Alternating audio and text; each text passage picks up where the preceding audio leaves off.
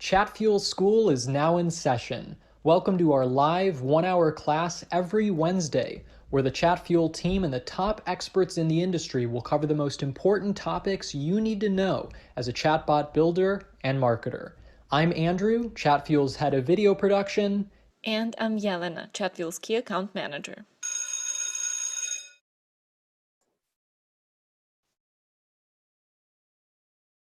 So since this whole outstanding situation with the pandemic started, if you even tried scrolling around Instagram and Facebook, I'm sure you've seen snaps of people doing all sorts of activities to keep themselves entertained and sane at the same time. Some folks have baked their first bread, some folks have been cooking, some folks have been drinking wine and watching movies in their pajamas. That's also a legit option.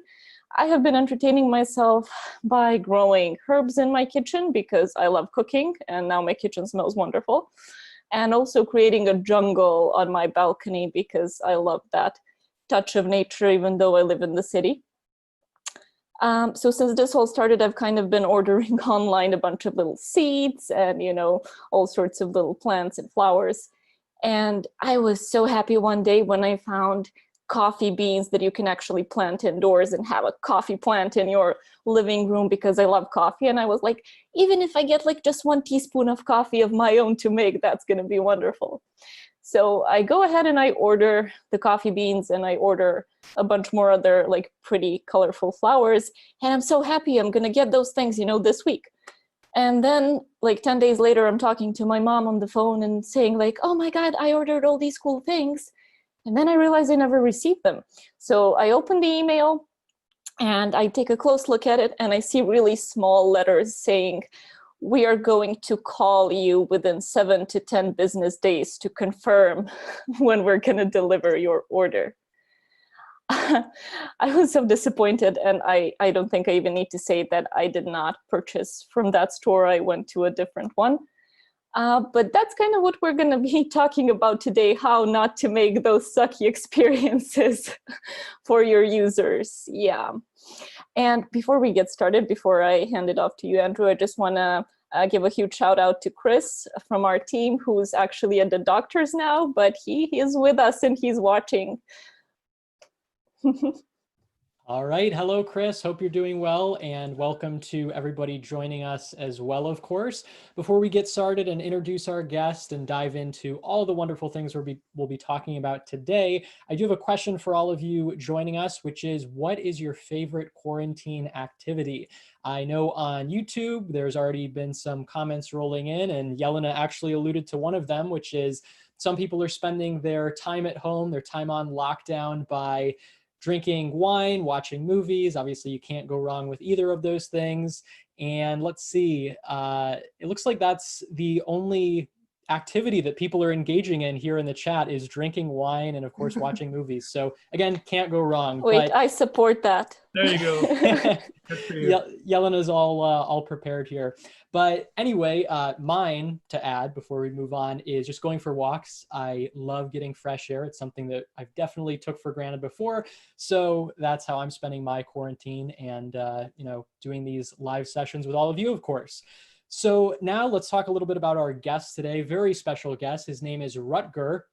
And he is the chief bot builder, which I love that title, by the way, at a marketing agency in Amsterdam called Blue Brand & Co. It's a chatbot marketing agency there.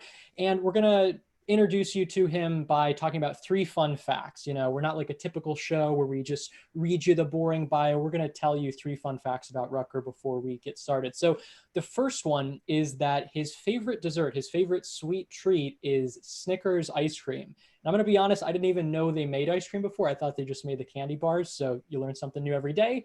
Second fun fact is that he is the co-founder of a scuba diving resort in Palau. And if you don't know what Palau is, it's this island off the coast of the Philippines.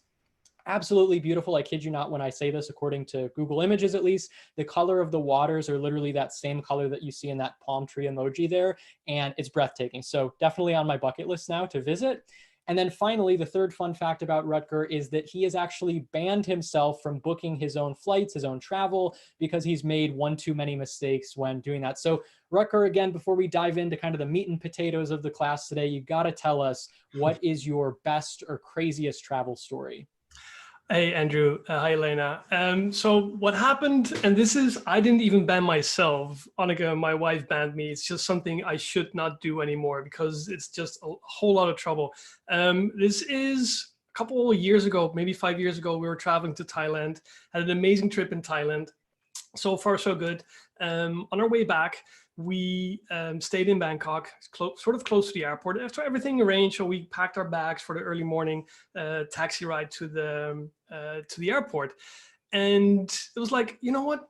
We got time. We got time. We can go into town, and we'll just sort of a last night out in Bangkok. So we dressed up and we went to sort of a nice restaurant, and we're sitting there. And at some point, we actually went to a shisha lounge, smoking the shisha. Amazing, just a good old time.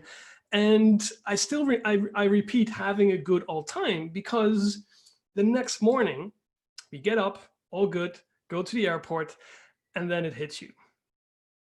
Oh, so we walk into the airport, and you're like, okay, we're 3 hours, or we like to be early at the airport, except specifically for this kind of stuff. And then, but there's nobody here. I mean, yeah, China Airlines, yes. Flight number, I don't know, flight number's not there. I was like, oh no, then sort of creeping up to you. So we walk up to the desk there, and like, hi, we're gonna want to check in for flight number, whatever it was. And this man or woman, I can't even remember, looking at me. I'm sorry, but this flight was sort of 24 hours ago. So we replaced the flight time, arrival time with departure time. I don't know what happened when we were there. So all the time, also while we were having a good time back in Bangkok, we should have been in our plane. In the end, it all worked out. I want to book a flight back to Amsterdam with KLM. Yeah, sure. We got an extra seat for you, 2 seats. How much does it cost? It's going to cost you $8,000 per person, euros. It's like, you know what? I'll wait for tomorrow. So we went back into town, not as happy as we were, came back, and we were able to join to Amsterdam. So from that point on, I was just not able to touch tickets, look at them, or arrange any travel. Well, I'm glad you're here today with us. Oh, this happens. Yeah, it happens. It happens, like not maybe 24 hours, but it happens.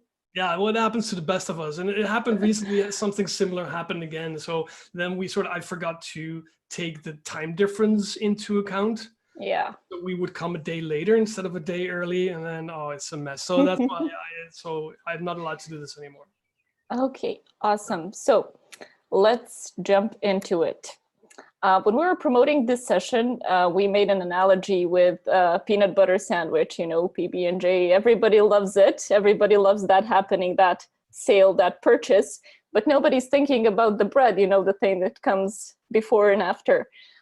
Why should people care about the pre and post purchase experiences? The pre and post purchase experience is what actually leads to the actual conversion. That's what leads to the sale. And if you're doing a good job on both ends of the spectrum, then there's a fair chance you are allowed, or you earn the right to sell the second time and a third time and a fourth time. And this is something, at least in my bubble, in my marketing bubble, my filter bubble, however you wanna sort of approach that, is the majority of people are marketers in this case, are talking about ROAS, or ad accounts being shut down. So that's sort of the majority what people are talking about. And I don't hear enough people talking about enhancing the customer journey in general. I truly believe, also as a consumer, if you focus more on enhancing the customer journey, taking away friction, you create a better experience. Less customer service questions, and as a result, you will earn more money because people love to buy from you and keep buying from you. Rutger, obviously this is Chatfuel School, so you mentioned ROAS. Explain to people just briefly what that is, in case there are some marketers out there. You're right. So ROAS, so the return on ad spend, or ROI, return on investment. That is what marketers, online marketers, a lot of online marketers sort of solely focus on, at least what I see on Facebook and on Instagram, and specific groups and questions, specific groups I'm in, and questions that are being asked back and forth, which obviously is important. Let's not put that on the back burner. Yes, that is important.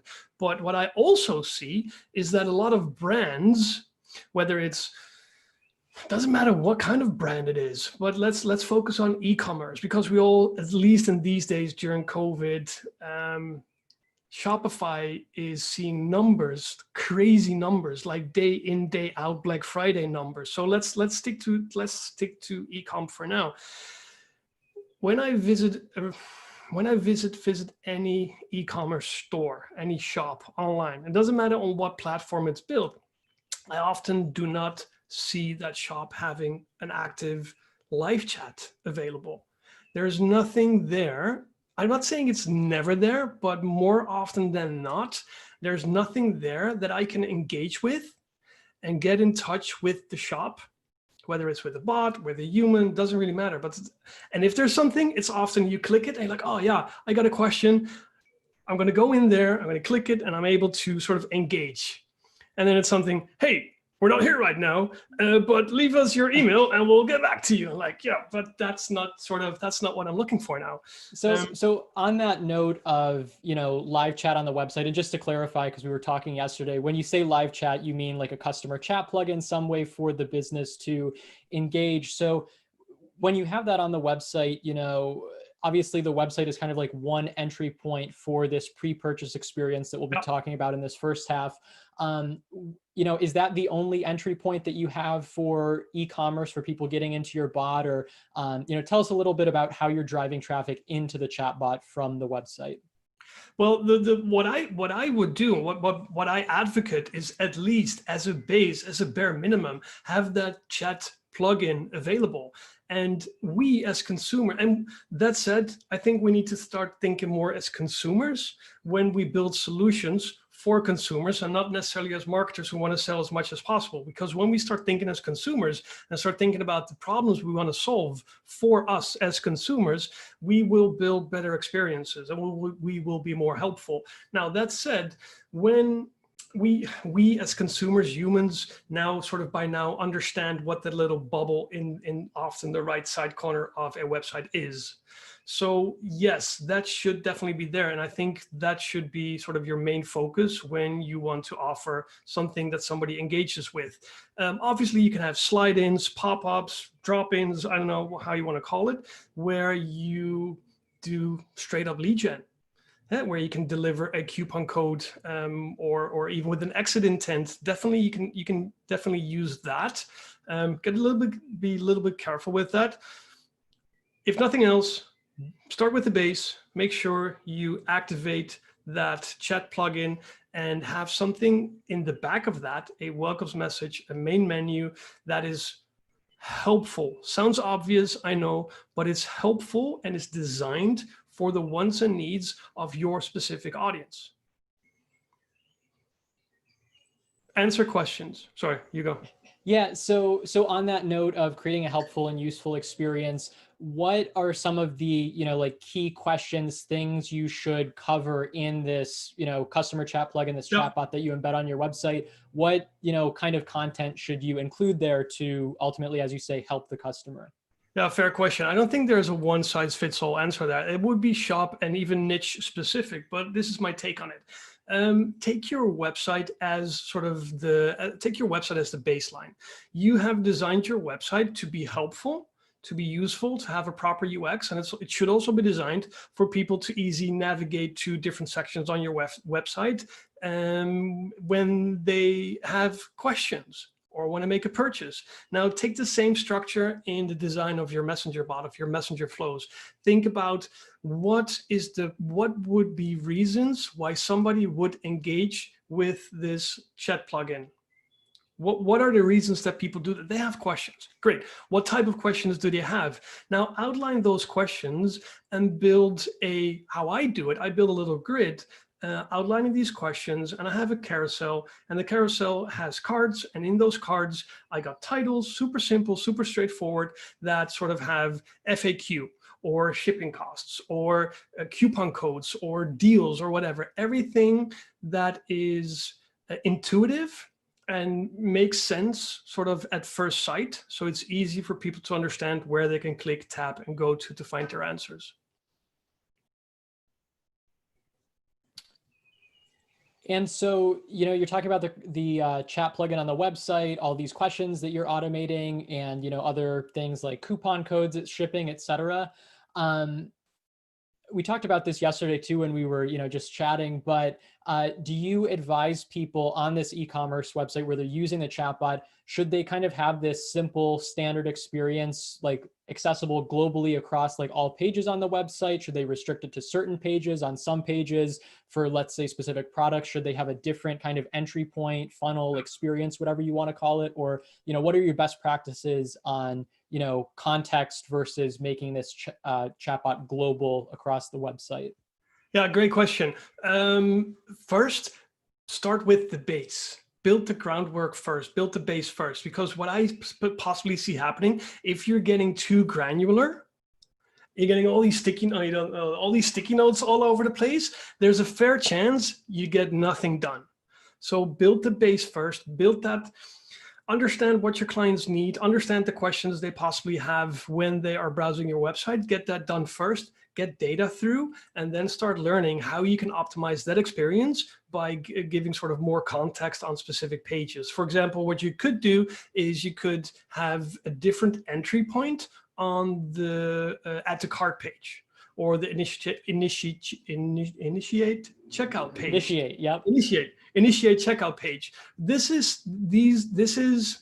You should make these decisions based on data and not necessarily on assumptions. So my take on this is keep it simple, be helpful, understand what your clients want, build a simple flow for that, and see how people act and react on that and iterate from there. Yeah, a quick shout out to folks watching from India to San Francisco, all over the place, and especially to folks in India where it's almost midnight. You're the guys getting the late night champions this week. Woo! Yes. Love the soundboard. It's awesome. It's really awesome. Cool. So when you're planning your funnel, how do you use specific tools? Is there something you could recommend when it comes to the process and how you're equipped to do it? Website data. Look, it's sort of, and I know this sounds straightforward, and it doesn't have to be more difficult than this. Understand the wants and needs of your website visitors. People are on your website. So, and I know there are tons of scenarios we can, or angles or entry points we can take here, but let's take e-com as the base. What's the core of a web shop? Selling. Traffic comes to the website with a specific intent, and they want to fulfill that need. That need is a purchase. But everything needs to align for somebody to make a purchase. If somebody hits your website and they have a specific intent to make a purchase, but they have a question, you need to understand what those types of questions are. How can you find those questions? Google Analytics, your customer service team, but also, bonus, your search on the website. So if you have an actual search bar on your website, you should be able to extract the data from that search bar. Now, use that information that are people actually putting into the search on your website for overall optimization of the shopping experience. And that is how you can actually create relevant experiences without sort of going all fancy with all kinds of tools and APIs and AI. I don't know what. That's all nice to have. Make sure you build that base first and make it relevant specifically for your audience. And we know that a lot of questions are repetitive. So start with those. Start talking to your customer service team. And if you're doing it yourself, make a list of the top 10 questions that you're answering day in, day out.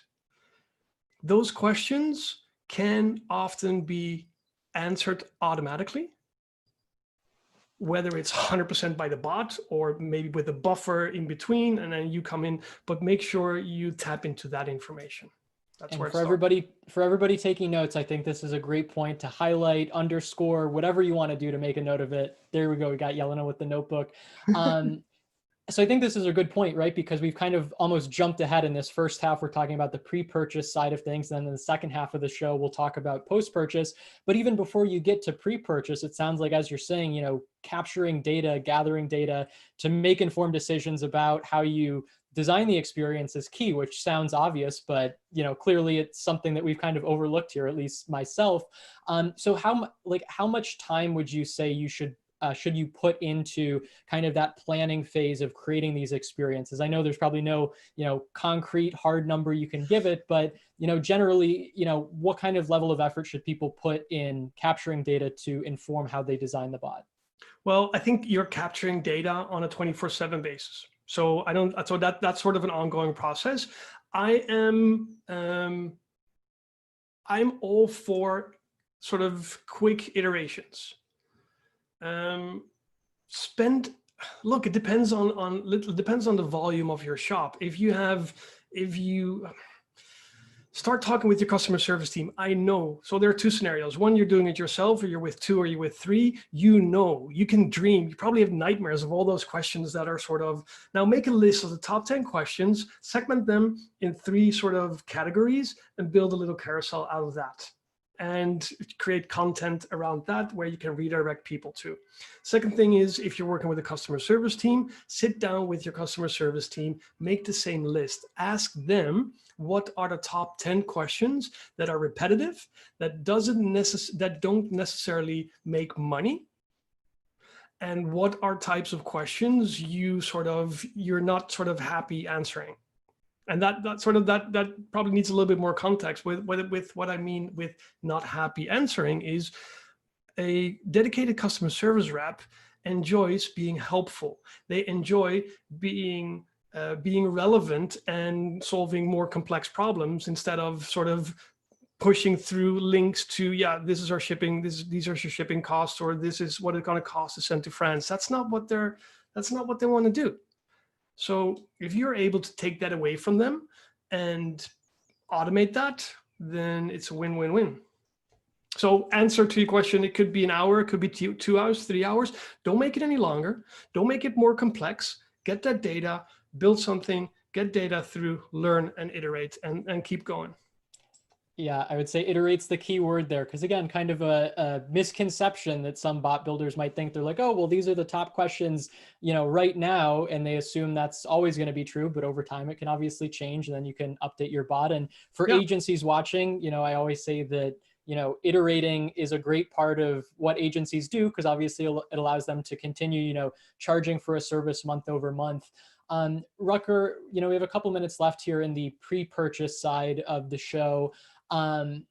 You know, so what happens when, you know, you answer those questions? So one of the features of the chatbot on the website for e-commerce is, hey, you know, visitor gets here, they can get answers to these different questions.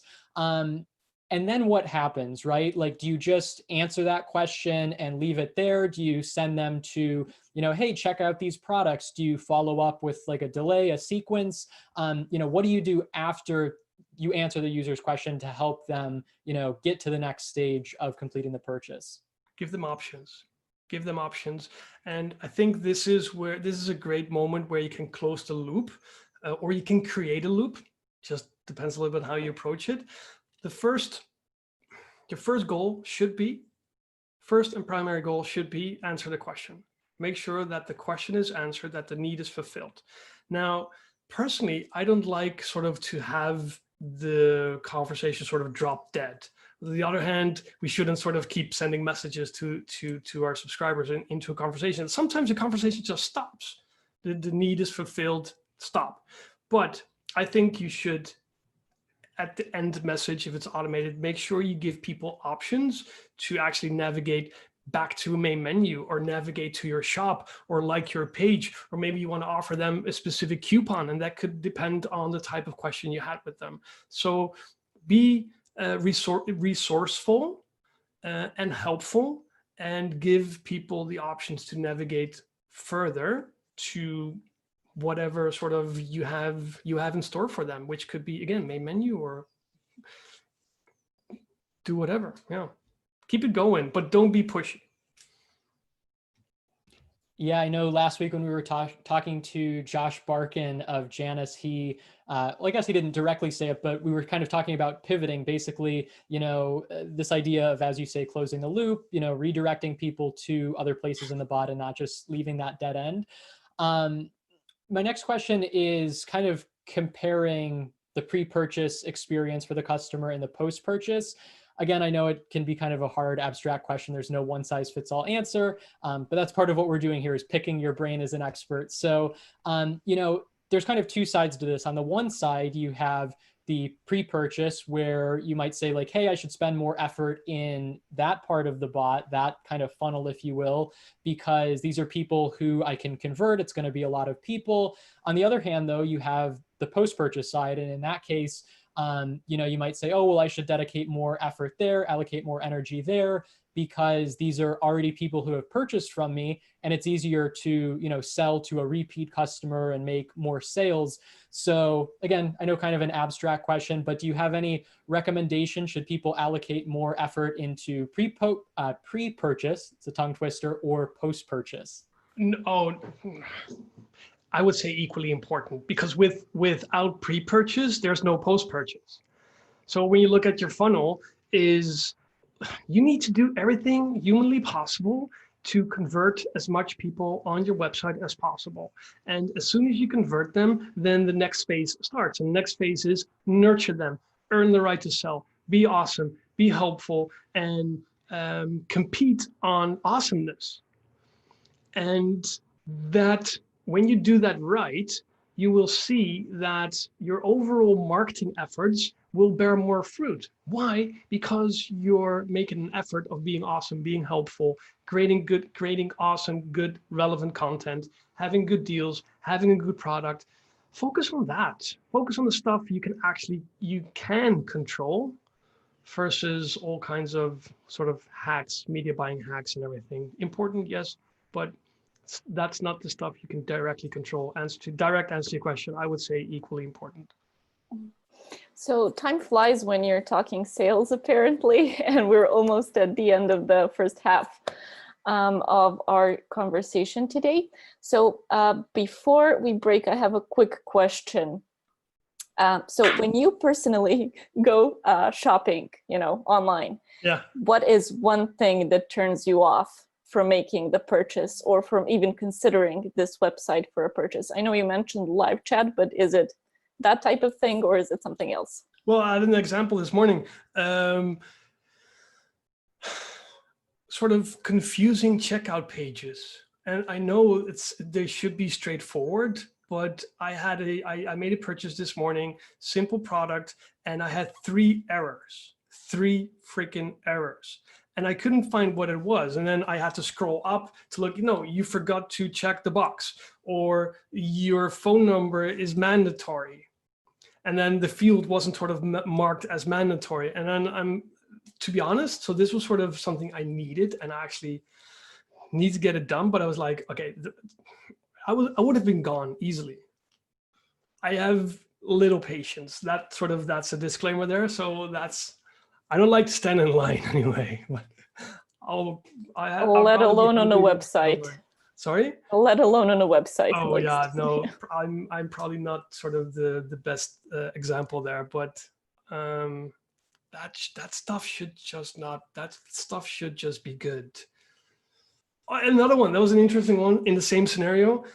Free shipping after or from X, and I purchased for X and I still got the shipping. Do you guys hear that? It's time for recess. Yes, you heard right. It's time for recess. So sit back, relax, and enjoy. Today's recess is brought to you by something we've been talking about all episode, which is the customer chat plugin.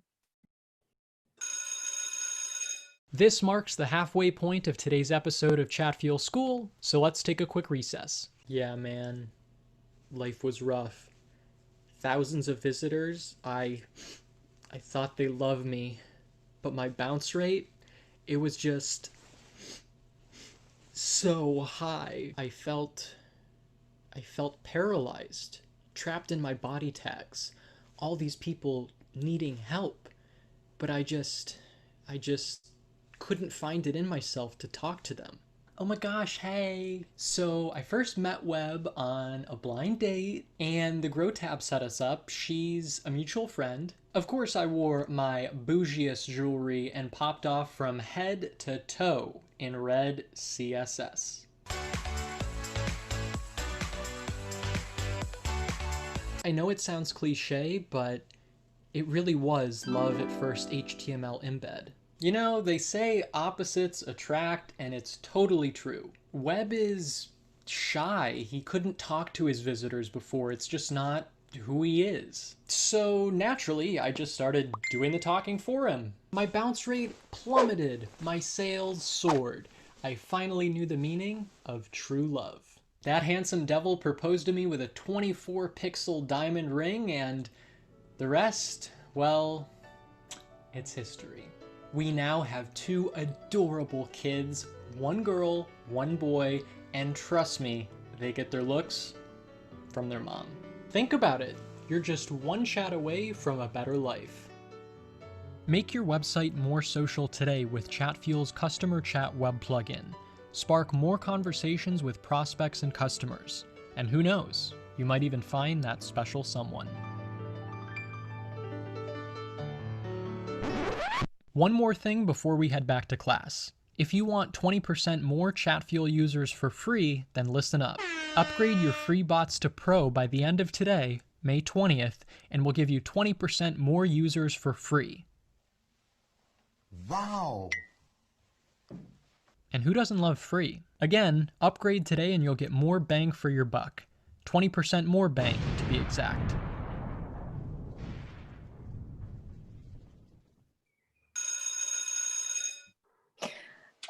And Speechless. Literally, I never watched these like recess videos before the session because I like being surprised, and wow. Surprised I love you it. were. I love it. Red makes you look younger. I don't even have any words. So that being said, thank you guys for enduring that. Hopefully your eyes don't burn too badly. But that being said, let's now shift over the conversation into the post-purchase side of things. Again, first half was pre-purchase, everything before the sale. And now we'll talk about the process after that. So Rutger, tell us, what are the key components that every e-commerce post-purchase experience should include? I know, as we've been talking before, some of them are like the receipt, shipping updates, that sort of thing. So tell us more about that and how it's valuable to the customer. In short, shipping updates. Let's focus on that, shipping updates. And again, I don't think you have to go all fancy. If nothing else, use the default setup from the system, the platform you're using. Shopify, WooCommerce, Wix, I don't know what all is available. Facebook shops, we'll get there maybe in a little bit. Who knows? But if nothing else, use that. The whole thing is when you make, and again, go back and start thinking as a consumer. And Jelena, you had the perfect example on the intro. When you make a purchase or when you made a purchase, at some point, you want to know where that order is. And you start worrying. That is the moment where friction starts. Friction starts sort of building up. That is when customer support inquiries are being made. That's when people start, hey, I purchased something on this website, but I didn't have it yet, or I didn't get it yet. Where is it? And the thing is, nothing has to be wrong. It could just be a part of your dropshipping empire, or it could just be that, I know, I'm impatient, which probably is true. Fact of the matter is there are systems out there that work out of the box that help you as a brand, as a shop, to keep people in the loop when it comes to order updates. Again, if nothing else, just use the basic setup from your platform. Now, if you want to take it a step further, which I think would be a good idea because it just gives you much more flexibility, is use Messenger, and preferably in combination with SMS, to send dynamic order updates to the person who made a purchase based on the actual order status of that specific order. And then what you do, you take the customer by the hand, and you lead them all the way from pre-purchase, purchase, all the way to the moment that the product is delivered. And in that cycle, you have sort of an open connection between you, the brand, and the one who purchased from you, and you are able to catch any problems, if any, before or at the moment they arise. And as soon as somebody has a question or they want to know whatever it is, they can just send you a message and you should reply. Again, amazing customer experience, amazing customer service, great experience. And sorry, Andrew, let me just interject before your next question. Seems like Rutger teasing the Facebook store, Facebook shop, sorry, has created some excitement in our chat. Guys, we are gonna get there very soon, and we're gonna go into detail about what's happening with that. Stay tuned, stay tuned. So Rutger, in these shipping update messages that you're sending, which I like how you just focus in, say, hey, this is the big priority of post-purchase, that experience. In those shipping update messages, I know you say you could just use the default boilerplate message. Do you have any other best practices of what to include in those messages? I know you talked about SMS and email, we'll get to that later. But other than just the shipping update itself, is there any other information you should provide? Hey, here's a button for support, etc., or just keep it simple with that update itself? Okay, fair question. A couple things where you got to be careful of, and let's address the other elephant in the room. That is compliance. When you're sending post-purchase post-purchase order update messages, what a word, you can send these messages 24/7 using the proper message tag. And there is a post-purchase message tag available. Is it the post-purchase message tag? Either way, that enables you to send these messages 24/7. Now, the thing is, you shouldn't use message tags for anything else than sending order update messages. So be careful with that. Order update messages should not, I repeat, order update messages sent 24/7 using those message tags should not include any links or any other content than the actual order update message. Content that we add is a link to the dynamic tracking page for that specific carrier. There's a button to get in touch with customer support, and there is a link to the lost order page, the thank you page, where there's more information. That's the only thing we add. What we see, and this is the beauty of this, people interact with these messages. People interact with these messages. Thank you, awesome, a thumbs up. What happens when people start interacting with these types of messages? The standard messaging 24-hour window is opened again, and from there you can do whatever you want. That shouldn't be the goal itself, but it's just something to be aware of. Two things to be aware is keep it clean using the tag, but when people react, which they do, it opens a 24-hour window and you keep the conversation going. So just to be clear on that, then, it's totally okay to have the shipping update, have some, quick replies or buttons with, okay, thanks, etc. But obviously you don't want to include buttons or quick replies that, lead to promotional content, that sort of stuff, to stay compliant. Is that correct? Yeah, interesting, because I don't add those quick replies, okay, thanks. Could be an interesting one. It's gray area, Andrew. Are you doing this? Would you do that? It's best, in my opinion, to err on the side of caution with Facebook. I would, so my advice would be to not do it.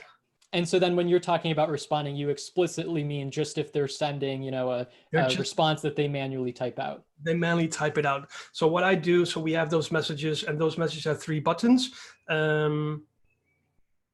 Tracking, get in touch with support, lost order page. And what people do, and that makes sense because we're sending a message and they opt in for the message. What do we do when we get a message? We often reply.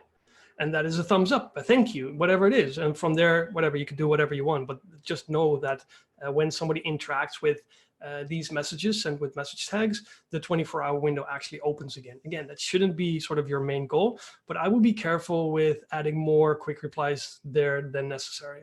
Could be a good strategy though. But. There's currently a Shopify versus WooCommerce party in the comments. It's not a war. I'm not going to say it's a war. It's a party. So do you have a favorite e-commerce platform? Or No, I don't.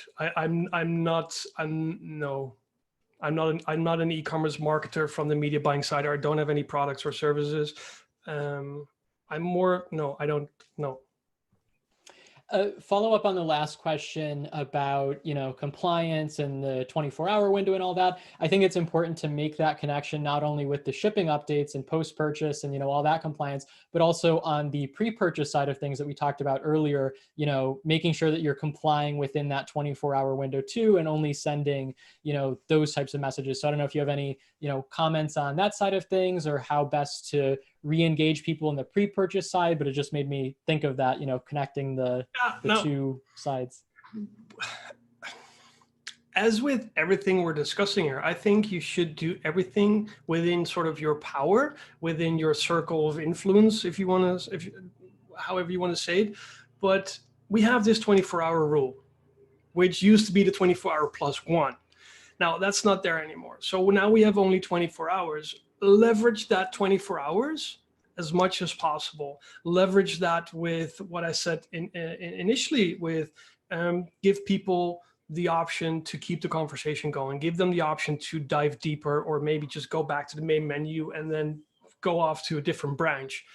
But also set up your bots, design your bots to get as much consent as possible within the 24-hour window. Get, in my opinion, after the messenger opt-in, the next best thing is an SMS opt-in, is the consent. So SMS opt-in and getting the explicit consent to market through SMS. And then the third one would be email, and bonus if you're able to get them at the same time. And how I approach this is I call them conversation starters. And this is something I've coined and we've built. Sort of we thought about how can we build something that is pretty straightforward, but helps us leverage the 24-hour window. Super simple. When somebody interacts with our bots, then we fire off a conversation starter. A conversation starter is nothing more than a flow that fires 5 minutes, 10 minutes, an hour, whatever, after a certain action is taken, and it reverts back to the last action. Let's say somebody downloaded a coupon code and we subscribe that person immediately to the conversation starter sequence coupon code.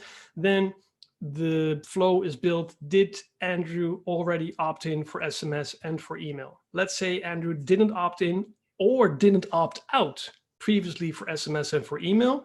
Great. Andrew will receive a conversation starter 1 hour after. Andrew, can I ask you a quick question about the coupon code you just downloaded? Sure. Great. I'll keep it short, Andrew. Would you like me to keep you up to date on insert page name, whatever it is, on news and offers from page name? Be super specific and explicit, and ask them to tap one of the buttons below to set their notification preferences. And then people set their notification preferences. You get consent to market because you explicitly ask so. And you can use those, now you're building those lists, messenger, email, SMS, you got your website custom audience, etc. And now the next time you want to engage your audience, you can use all these different channels. And lo and behold, as you go, you're building or you're preparing to launch an omni-channel marketing strategy. Just like that. Yeah, and I love that, pro tip that you gave too, whenever you're trying to re-engage users and kind of reset that standard messaging window, always, in the text of that, refer to some action that they took previously, just to, refer to the past and, make it, just connect it to a previous action that they took, so it's more obvious of what they're opting into going forward. So I think that's super useful, rather than just being like, hey, respond to this, or can we send you another message? So I'm a big fan of that tip. Be relevant, huh? Said very simply. Oh, wow. There you see, you see 2 words. Yeah. So before we can go on to the next question, I just wanted to say that the folks in the comments have discovered your Udemy course, Andrew. So for anyone who's a beginner, that's actually a really good place to start, as well as our help library. Thank you, Andrew. Yes, feel free to take it to the next question. Yeah, so Rutger, I guess tell us a little bit more about the email and SMS kind of going omni-channel. I know you alluded to it a little bit earlier about how to kind of capture these other channels, capture the user's consent to reach them on these other channels. What's the importance of doing that, and what's your strategy there? But I guess we'll start, just one question. Why is it important to capture these other channels to communicate with your users through? Oh, there are many examples there. So why is it important? I think it's two ways. One, thinking about the consumer again, you want to give the consumer the option to engage with you through a channel they prefer. So it's less, if you're not doing that, it's like, okay, there's only one way you can contact me, and that's through phone. That's not going to help your business. So that's the first thing. You need to have these channels available because people want to engage with you through channels they prefer versus what you prefer. Second thing is, if you're just focusing on Facebook or just focusing on one specific platform, you're putting all your eggs in one basket. And that is just never a good idea. We got this 24-hour rule, which is, I think it's an awesome rule. It's perfect. It's not perfect. Well, it's good. It's just what it is. We have to deal with that. But when we want to engage with our lists outside a 24-hour window, how? We can use sponsored messaging. Sure, we all know, at least those that are using sponsored messaging, it doesn't always feed out as we want to. And as soon as it starts feeding out, and you're like, yeah, there we go, it falls off a cliff and it doesn't do anything anymore. And then it's gonna take 2 days sort of to restart and go. So great tool, use it, don't expect too much of it. Email, great, you can send as much emails to your subscribers as possible. We all know that if you're getting a 30% open rate, you're doing really well. I'm not saying you shouldn't do all that. No.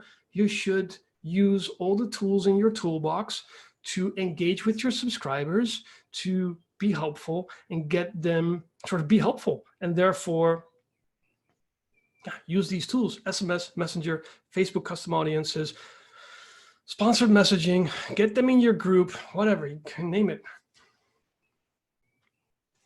Yeah, so what we've been talking about this entire time is finding a way to automate both the pre and the post-purchase experience. To some extent, yeah. Is there, in your opinion, some part of this experience from the beginning until the end that can't or shouldn't be automated? Yeah. Oh, yeah, for sure. I think there's a lot. Let's sort of focus on what can be automated and probably should be automated. Repetitive questions.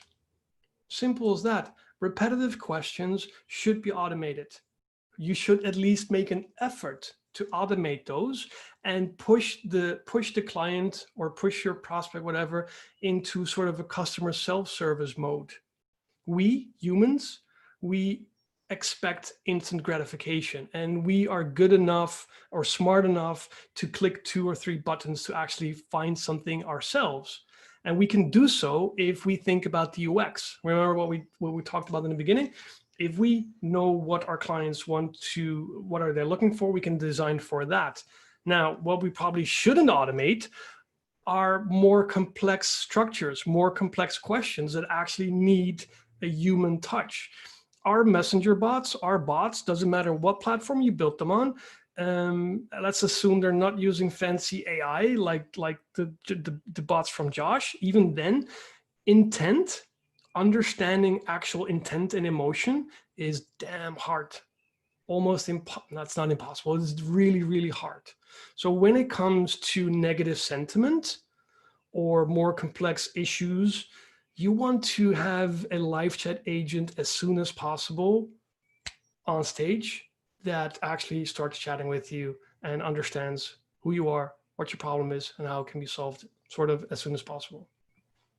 One other question before we get to the next question, which will be about this exciting new Facebook Shops feature. there's all different categories of e-commerce products that you can sell. You know, there's shoes, dresses, you know, whatever. Dresses, I heard. I know. I had to bring it up. I couldn't help it.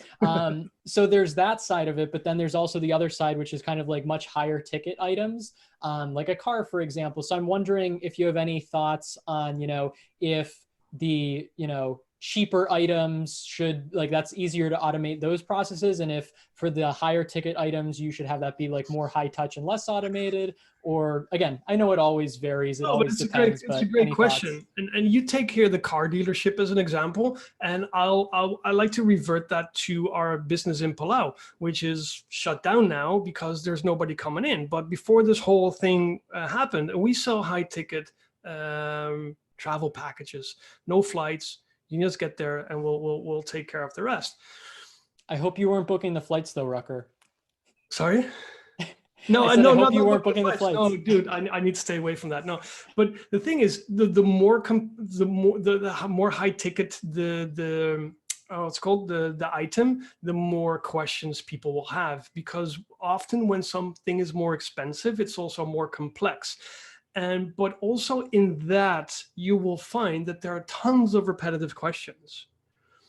So then I think there are different layers in the buying cycle. First, it will be more broader questions, more repetitive questions that a lot of people have. You can definitely automate or semi-automate the answering of those questions. And what I mean with semi-automate is guiding people towards content on your website through a bot that is able to answer those questions. Typical questions we get sort of in the top of the funnel when people are researching in research mode is how to get there, when is the best time to come, do sharks bite, what's the water temperature? You're laughing, Jelena, but people actually ask that. Well, do they?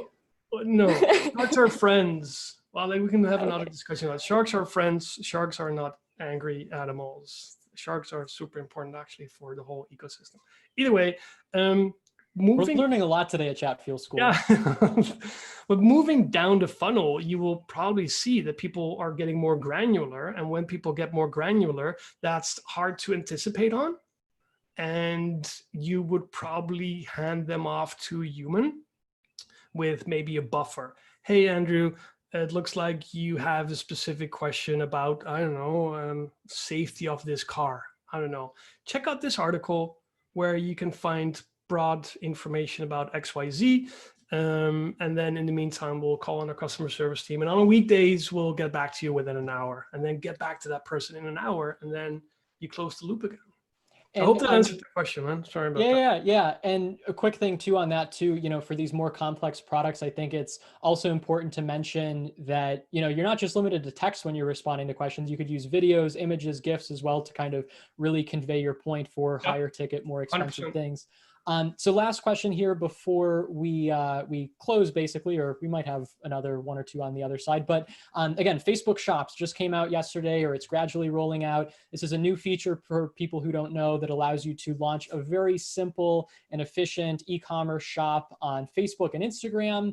And in the future, they plan to integrate this with Messenger, also, you know, WhatsApp, other chat apps. So I want to get your thoughts on this. But first, we have a quick promo video from Facebook to play on that feature. Yeah, cool. And then on the other side, we'll get your thoughts.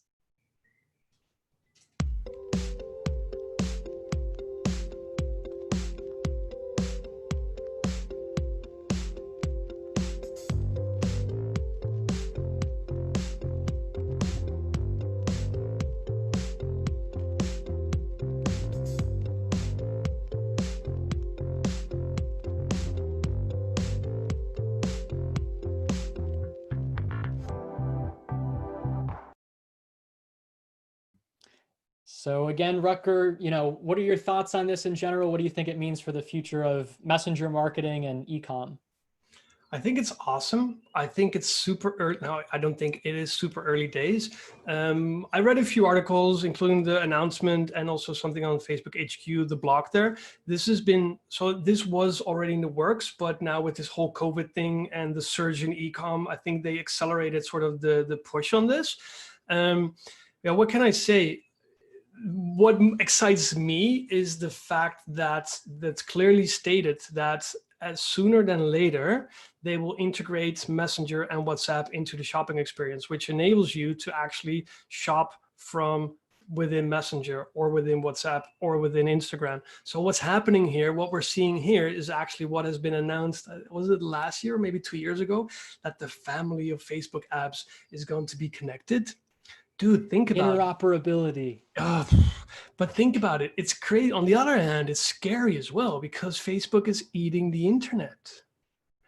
And I'm not saying because it's, oh, there's the death of Shopify or whatever. That's not going to happen. I mean, the pie is big enough for a lot of people. But with the coin Libra, I think, Libra, whatever it's called, the fact that they are pushing out this, they're pushing this now with all the apps that billions of people are using every day, this could be a game changer. It could be it could be a game changer, definitely. I am excited about it because I can see chances for us as chat marketers to help people build amazing experiences. And I think that's what it's all about. And that's what I love about us being in this chat space versus sort of the crowded media buying space, which is also awesome. But I think we're having a blue ocean, and that's what I truly love and enjoy. I think we're just scratching the surface, guys. We're just scratching the surface.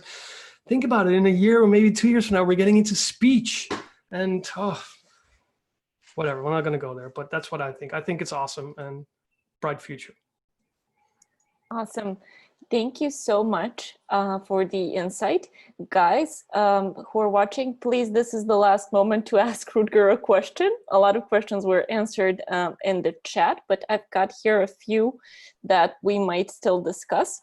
The one question is, can businesses send out cold messages to customers from their Facebook page? So the answer here is, when it comes to chatbots, you need a person to interact with your bot first before you can message them. There's, of course, the option of Facebook ads that was already mentioned in the chat. That's one thing you can definitely do. Do you guys want to add something there? Because this is a very, I think, complex topic, and we could talk about cold messaging or warm messaging people, for another hour. Yeah, define cold. So I think you hit the nail on the head there. If somebody if somebody didn't subscribe to your bot, you're not able to message them. Yep. No, not through ads, not nothing. So I don't know so if you want to broadcast to people, you can only broadcast to people through Messenger when your broadcast message has the proper message tag. There are 4 message tags. We're not going to go in there now. And then it will send to everybody. But when you're using a message tag, to bypass the system, then you're going gray, black hat. So don't do that. So question is probably no, unless you're using live chat where you're going one-on-one. Yeah, well, technically, if you're creating Facebook ads based on a lookalike audience or a custom audience that you have, you can find new people who look like, but we're not talking about sponsored messages there, obviously, but click to messenger ads and stuff like that. A little bit of too broad of a question, I think. Yeah, definitely. I think we just touched on few things here. And one of the suggested strategies in the chat on how to go around the 24-hour rule and how to continue engaging your users even after the purchase or whatever is to add them as Facebook friends. And then you can share on your wall, you can send the messages and stuff like that. Any thoughts on that, either of you guys? I got a very sort of explicit answer here. Don't do it. No, it's super simple. It's super simple. Your Facebook page shouldn't be used for marketing, period. It's in the terms and conditions. It is against terms of service. If Facebook snatches you while you're using your personal profile to promote a business, do marketing, it's just one of the 1,000 ways to get shut down. So no. So stay safe.